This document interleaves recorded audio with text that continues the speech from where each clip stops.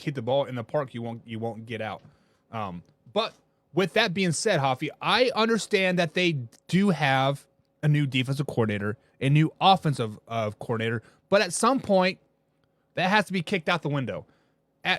Is that 6 games into the season? Is that 8 games into the season? I don't know. But come week 12, I think that is old news. You've had 12 plus 3 preseason games, so you had about 25 weeks to institute a new system. If you don't figure it out by now, it is something more than just defensive play calling or scheme or whatever, right? It is. Yeah, I was just saying it in the fact of the offensive and defensive coordinator last year obviously commanded the room. They owned the room. Right. These new guys don't have the respect. They don't have that. I'm the one in charge. I am the general of this, of this army. You guys follow me. So right. That's more so what I meant by new offensive coordinator, new defensive coordinator. It's a complete new team than last year. So you can't think, hey, we made it to Super Bowl last year. We're going to be that team again. Yeah. So just like the Eric Bieniemy effect. Yep. Yeah. I don't think the coordinators control the room. Yeah, I think you're exactly right. And I think what's the coach's name? Nick Sirianni.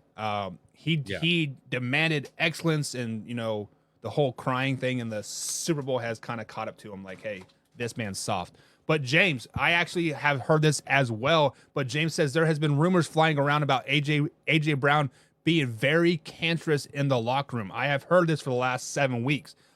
There's been Philadelphia Eagles insiders posting this on Twitter. There's been blogs written about it, and I actually spoke on it about a month ago after the Cowboys lost. So I think the more you hear about it and the more you see it on the field, AJ Brown is probably one of the reasons for these shortcomings of the Eagles this season. Yeah, the Titans didn't get rid of him for no reason. It wasn't just because he wanted money. I mean, because they had no problem paying a old DeAndre Hopkins. Right. So true. Money talks, and then Cat Williams. Damn it. It's Cat Williams' fault, says Jim. John says single hitters over the home run hitters all day long. No. If we're playing softball, I want 3 home run hitters. I want 3 base hitter guys, single. You get a big juice boy, hit a 500-foot bomb, telescopes it out, stands it up, puts the sword back in the cape, walks away. Bombs, bat flips, and fat chicks. That was always my saying. And is A.J. Brown related to Antonio Brown? I don't know, but they both got CTE. Speaking of CTE, yeah, you're on Instagram. Do you follow Chandler Jones? I do not. So I'm on Instagram, but I'm not on Instagram, if that makes sense.